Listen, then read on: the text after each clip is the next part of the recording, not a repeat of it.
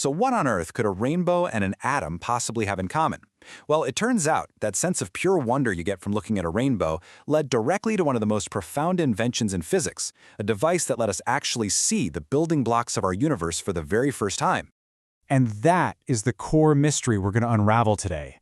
It's this incredible story about how a simple moment of natural beauty inspired a machine that made the invisible visible. So, where does this incredible story begin? Well, not in some high-tech lab, that's for sure. It all starts on top of a misty mountain in Scotland.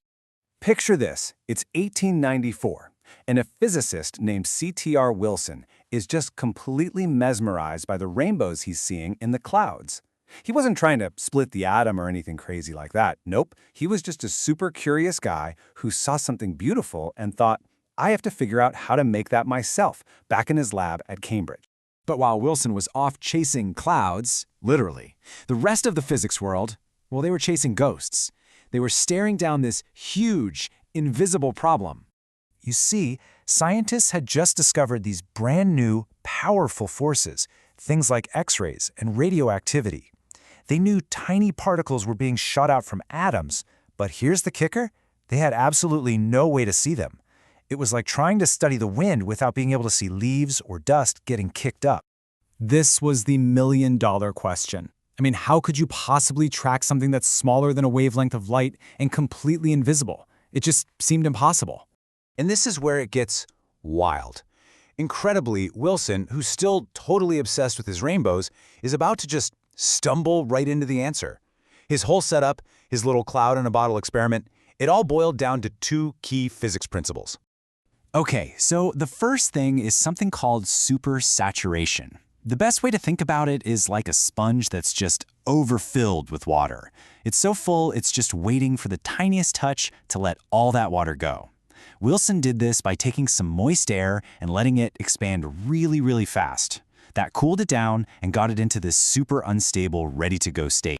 All right, principle number 2 is ionization. Now, when a superfast particle zips through the air, it acts like a tiny little bowling ball. It just plows through, knocking electrons off of atoms, and leaving this trail of electrically charged particles, we call them ions, in its wake.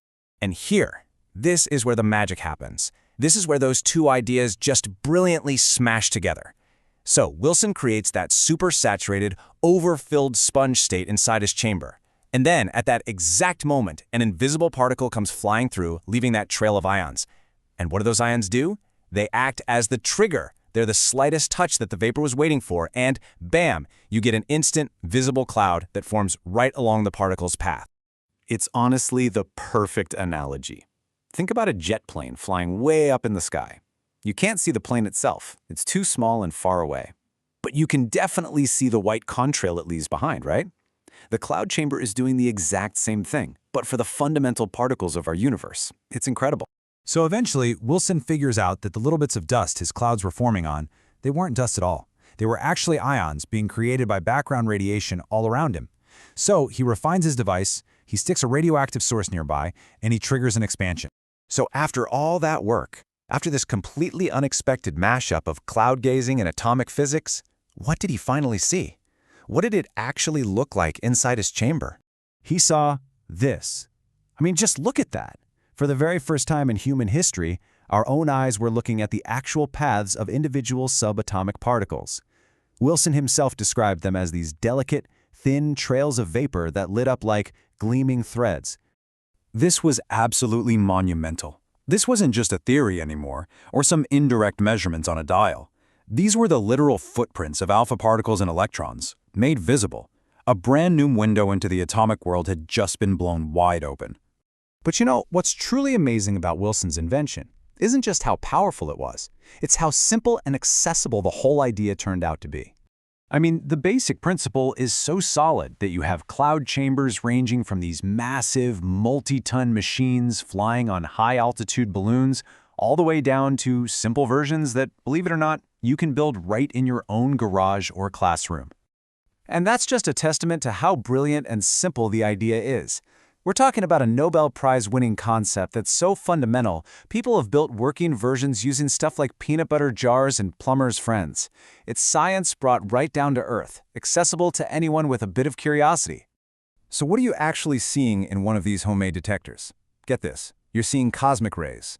These are super high-energy particles that have traveled across the galaxy, some for millions of years from stars that exploded long ago, only to end their epic journey as a tiny, gleaming thread in a jar on your table.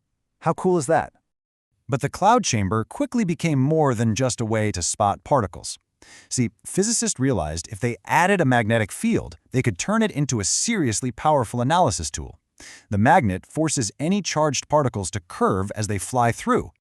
And that curve, that's basically a particle's fingerprint. Which way it curves, clockwise or counterclockwise, tells you its charge. How tight that curve is tells you its momentum. And from there, you can often figure out exactly what kind of particle you're looking at. It's genius. So, for this incredible invention, this instrument that started with a rainbow and gave us our very first real look into the quantum realm, C.T.R. Wilson was awarded the Nobel Prize in Physics back in 1927. It's just such an amazing story, right? From just watching a rainbow to revealing the secrets of the atom. It really makes you wonder, what other unseen wonders are hiding out there in plain sight, just waiting for the right curious mind to come along and notice?